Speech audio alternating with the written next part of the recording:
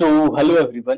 तो आज हम क्लास 9th का चैप्टर 1 ज्योग्राफी का इंडिया साइज एंड लोकेशंस का रैपिड रिविजन करने वाले हैं इस माइंड मैप के जरिए।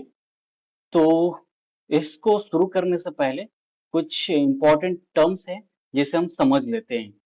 तो ये जो आपकी स्क्रीन पे दिख रहा है वो क्या है? वो है अर्थ का 3D मॉडल और इस पूरे अर्थ को दो इमेजिनरी लाइन से डिवाइड किया जाता है और वो दो इमेजिनरी लाइन है लैटिट्यूड और लॉन्गिट्यूड। और इस लैटिट्यूड और लॉन्गिट्यूड का यूज अर्थ पे किसी भी जगह का लोकेशन डिटेक्ट करने के लिए किया जाता है कि ये लोकेशन है कहाँ पे अर्थ में। ठीक है, जैसे कि आप घर में रहते होंगे तो आपकी घर की कोई ना कोई एड्रेस तो होगी ना, गली नंबर होगी, हाउस नंबर होगी और भी कुछ चीजें होगी। ठीक उसी प्रकार अर्थ पे आपको लोकेशन चाहिए तो उस चीज के लिए लैटिट्यूड और लॉन्गिट्यूड पता रहना चाहिए, तब आप उस जगह का एग्जैक्ट लोकेशन पता कर सकते हो। और इस पूरे अर्थ पे लॉन्गेस्ट लैटिट्यूड जो है वो है इक्वेटर, 0 डिग्री लैटिट्यूड। ठीक है, और ये जो इक्वेटर है अर्थ को टू इक्वल हाफ्स में डिवाइड कर देती है। ऊपर वाला पोर्शन जो है वो जो नॉर्थ है तो इसे नदर्न हेमिस्फीयर कहते हैं, नीचे वाला पोर्शन साउथ है तो सदर्न हेमिस्फीयर। तो ठीक इसी प्रकार लॉन्गिट्यूड जो है, लॉन्गेस्ट लॉन्गिट्यूड वो है प्राइम मेरिडियन। तो प्राइम मेरिडियन भी पूरे अर्थ को टू इक्वल हाफ्स में डिवाइड कर देती है। वेस्ट वाला पोर्शन वेस्टर्न हेमिस्फीयर और ईस्ट वाला पोर्शन ईस्टर्न हेमिस्फीयर। यहां तक क्लियर है सभी को? ठीक है, आगे बढ़ते हैं। इंडिया की अगर हम लैटिट्यूड और लॉन्गिट्यूड एक्सटेंशन की अगर बात करें तो इंडिया की लैटिट्यूड एक्सटेंशन है 8 डिग्री 4 मिनट नॉर्थ से लेकर 37 डिग्री 6 मिनट नॉर्थ तक। ठीक है, इसे मैप में देख लेते हैं। तो ये है इंडिया का लैटिट्यूड एक्सटेंशन और ये है लॉन्गिट्यूड एक्सटेंशन। ठीक है, तो आप देख रहे हो इंडिया की जो लैटिट्यूड एक्सटेंशन है 8 डिग्री 4 मिनट नॉर्थ से लेकर 36 डिग्री 6 मिनट नॉर्थ तक। एक चीज आपने ऑब्जर्व की, यहाँ पे भी नॉर्थ है और यहाँ पे भी नॉर्थ है। मतलब क्या? मतलब ये हुआ इंडिया जो है वो नदर्न हेमिस्फीयर में है। इतना बात तो क्लियर हो गई। ठीक है, लॉन्गिट्यूड एक्सटेंशन की अगर बात करें तो 68 डिग्री 7 मिनट ईस्ट से लेकर 97 डिग्री 25 मिनट ईस्ट तक है। ठीक है, और यहाँ पे भी ईस्ट है। मतलब क्या? मतलब ये कि इंडिया जो है वो ईस्टर्न हेमिस्फीयर में। पहले हमने क्या बताया पहले हमने क्या बताया कि इंडिया जो है नॉर्दर्न हेमिस्फीयर में है और साथ ही साथ ईस्टर्न हेमिस्फीयर में है। मतलब क्या, ग्लोब में अगर हम देखें, इधर गया ग्लोब भैया। हाँ, ये हो गया नॉर्दर्न हेमिस्फीयर और ये हो गया ईस्टर्न हेमिस्फीयर। तो इंडिया का जो लोकेशन होगी वो इस टाइप इधर होगी। यहां तक क्लियर? ठीक है, और एक चीज और, इंडिया की जो लैटिट्यूडनल एक्सटेंट की डिस्टेंस है वो है 3214 किलोमीटर और लॉन्गिट्यूडनल एक्सटेंस की डिस्टेंस की अगर बात करें तो वो है 2933 किलोमीटर। दोनों को रट्टा मार रहे हैं ना भैया, एग्जाम में पूछी जा सकती है। यहां तक तो क्लियर है? ठीक, आगे बढ़ते हैं। Andaman and Nicobar in south west. Okay, ये है आपका इंडिया।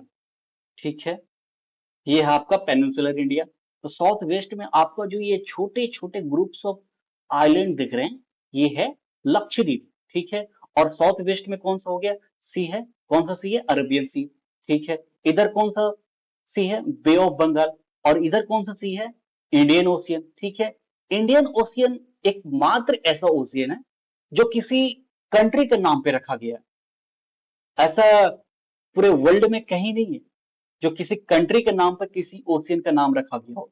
इसका सिर्फ सिंपल सा रीजन है क्योंकि इंडियन ओशियन पे इंडिया का भौकाल चलता है। इतना तुम मान लो, भौकाल चलता है मतलब भौकाल चलता है क्योंकि इंडिया की जो कोस्ट लाइन है इंडियन ओशियन पे जबरदस्त है।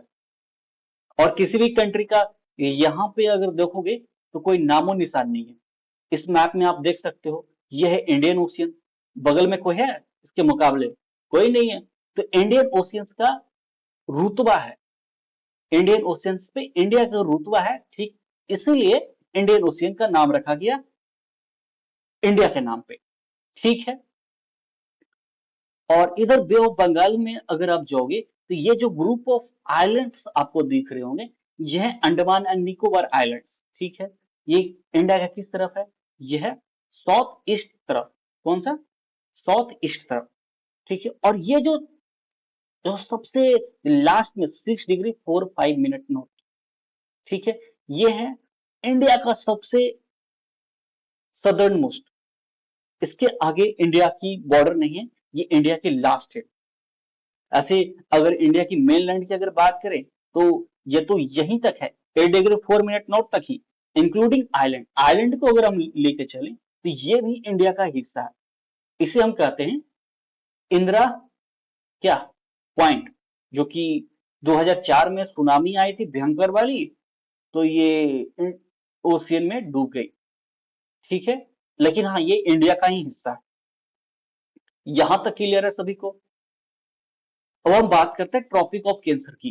तो ये जो लाइन जो डॉट डॉट डॉट डॉट करके जा रही है, ये भी इंडिया को 2 इक्वल हाफ में डिवाइड करती है।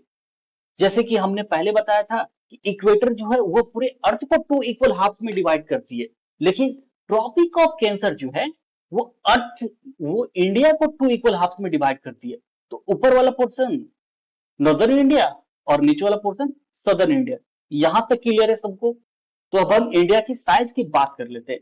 तो इंडिया की जो टोटल लैंड है वो 3.28 मिलियन स्क्वायर किलोमीटर है, ठीक है। 32,87,264 किलोमीटर, ठीक है। और इंडिया की जो टोटल परसेंटेज की अगर बात करें, ठीक है, ये मान लो ये पूरे 100% लैंड है, ठीक है। और इंडिया इसमें कहा है यहाँ, ये जो छोटा सा पोर्शन है वो पूरे 100% का 2.43 वो इंडिया के पास है, ठीक है। मतलब पूरे वर्ल्ड में से 100% है, पूरे वर्ल्ड का लैंड 100% है। तो इंडिया का जो छोटा सा पोर्शन है वो 2.43% है 100% का। तो वो जो है इंडिया का मेनलैंड है, ठीक है।